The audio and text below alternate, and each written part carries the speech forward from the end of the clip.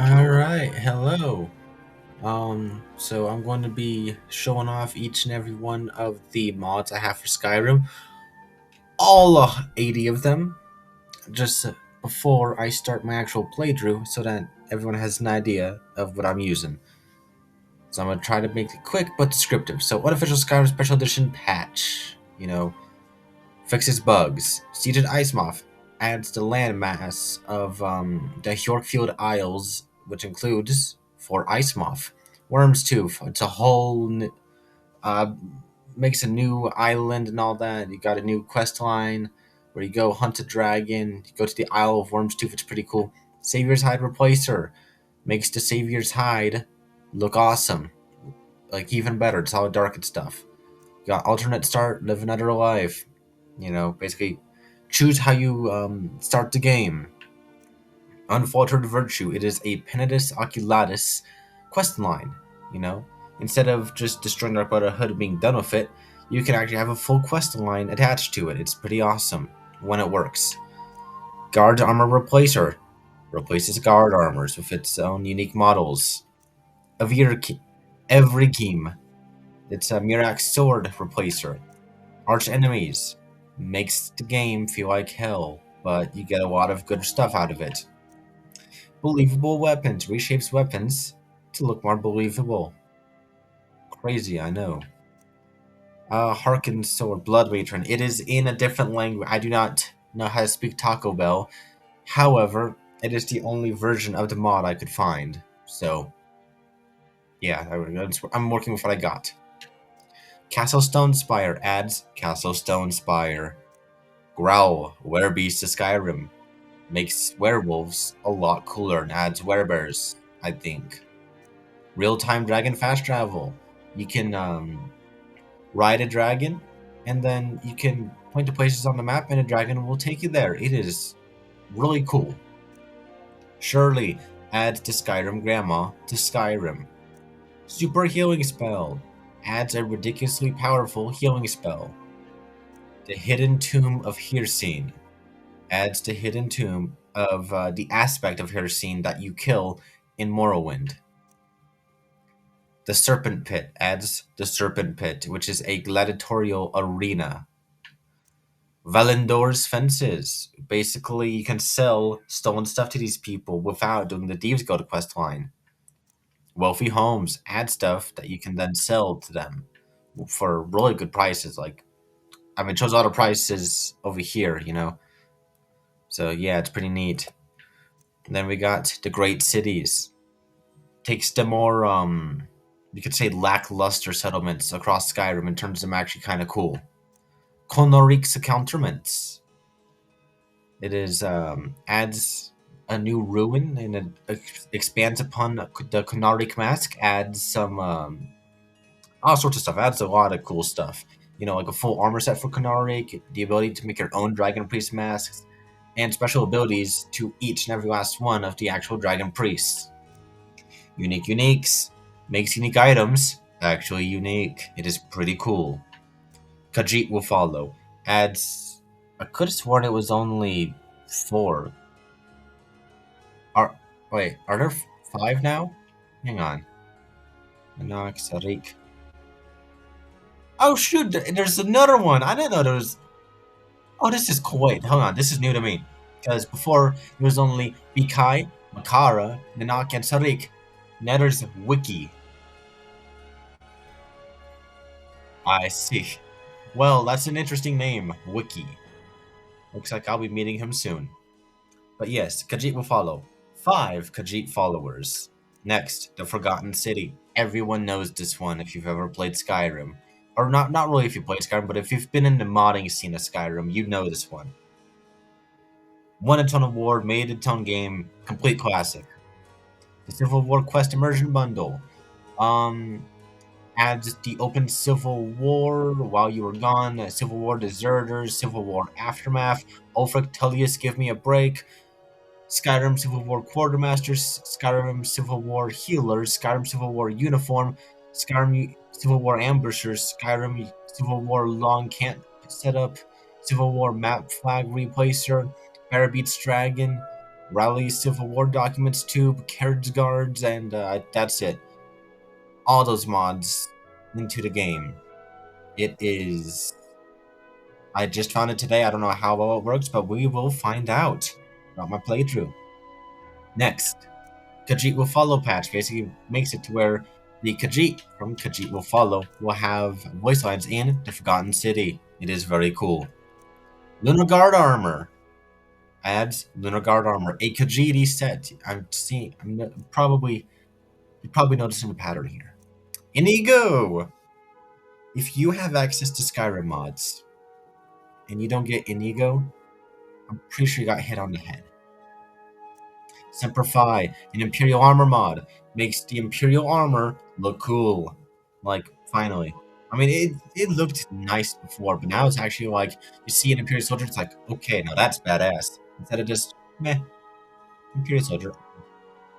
You know, armor's still not any better, but it looks cooler. You know. Next, Jesper the Guard from that pretty sure the series started on TikTok, but I've been watching it on YouTube by the Skyrim Guards Tales person. Awesome mod, I love it. Jesper's awesome. Dave the Courier by the same creator. Civil War checkpoints. Add Civil War checkpoints. Kunarik the Priest, a quest mod that adds more to the Kunarik Dragon Priest mask. Winter Sun favors the Skyrim. You can worship different deities now and get certain powers from it. Imperial Champion armor, red variant, based on the sort of different rankings you find in Morrowind. Which, by the way, I've been playing Morrowind. The whole reason I've been getting more Imperial armors because the Imperial armors in Morrowind compared to Skyrim they're not comparable. Imperial Dragon Knight, pretty cool sword and shield. You know, Stormcloak Hero, basically Imperial Dragon Knight for the Stormcloaks with the the Stormcloak Hero armory.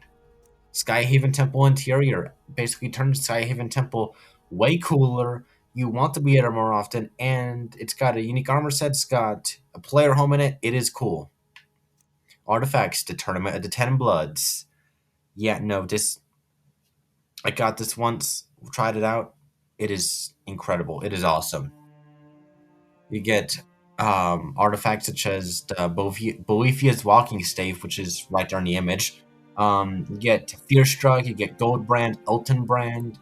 It is cool, really cool. Apocalypse, Magic of Skyrim, more spells. The Parthenax Dilemma, basically, you can go up to Delphine and tell her to kick rocks. And still get her to actually, do her duty as a blade and serve the Dragonborn. But character creation overhaul, takes stuff. It allows you to make your own builds and all that, have the systems the older games had, which Skyrim sadly did not have. But hey, we got it now. Night of the Wolf, become a werewolf lord. Pretty self-explanatory, you can become a werewolf lord. Pretty awesome. Cloaks of Skyrim adds Cloaks to Skyrim. Oblivion Gates and Cities, it's a scenic detail, but it adds, you guessed it, Oblivion Gates and Cities. Summer Mist, enchantments to Skyrim, adds more enchantments to Skyrim.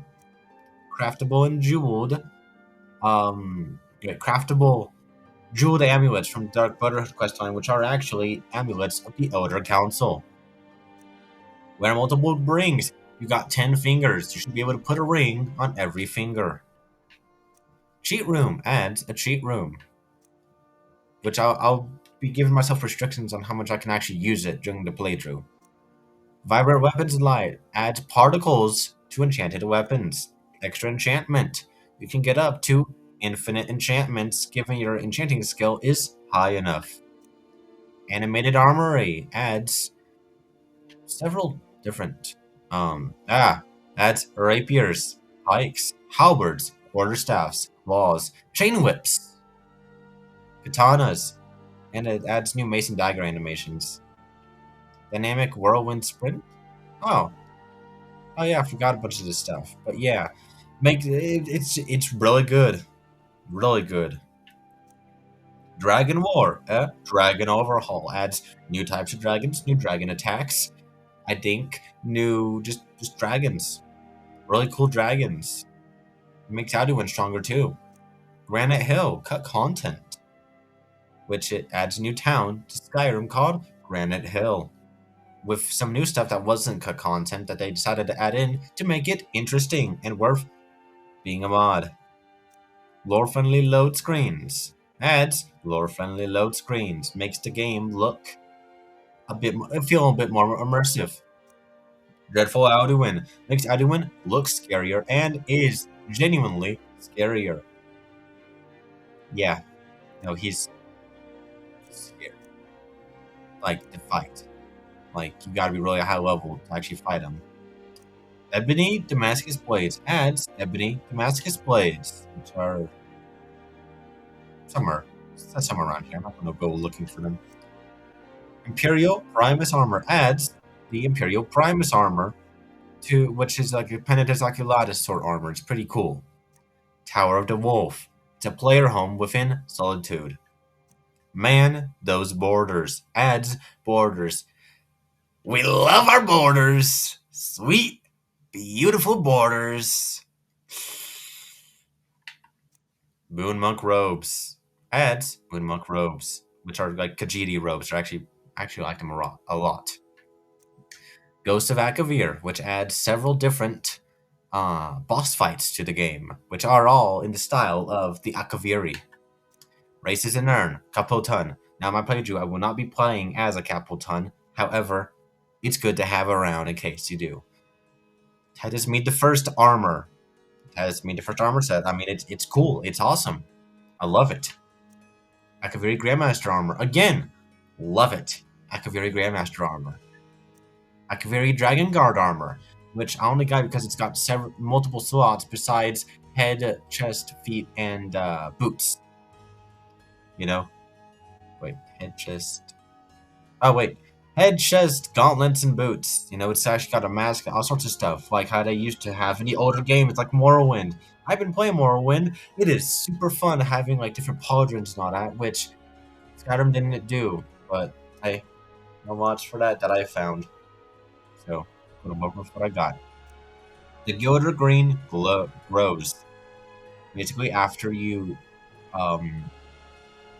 get a new Gilder Green, it'll grow across the course of the game. You would expect this to be something they did in the actual game, but guess you didn't.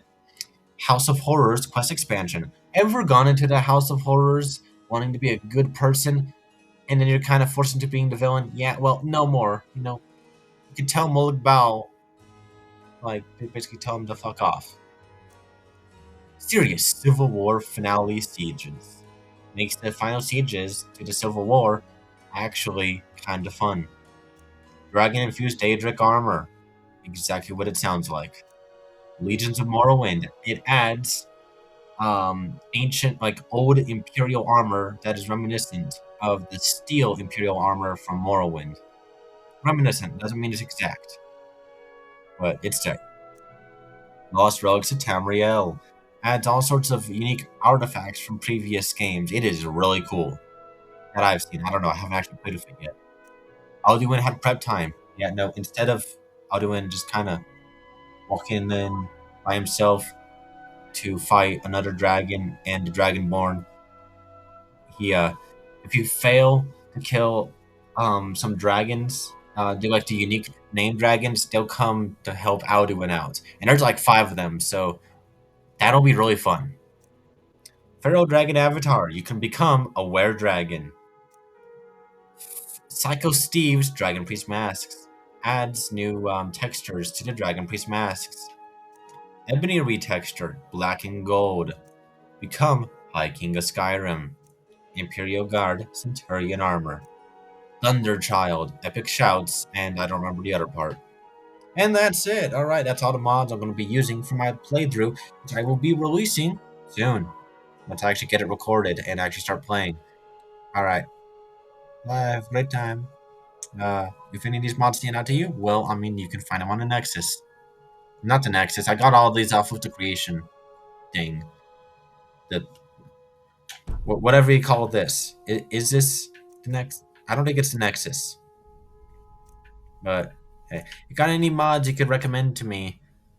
Because, I mean, I'm sure you can tell, like, I don't got a lot of space, so I can't get something like Beyond Skyrim Bruma. But if you got anything, I'm very curious to hear about it. Alright, well, have a good day, have a good life, and I will see you later whenever I get those videos recorded. And when my computer has enough power, because this thing is running out of power real quick.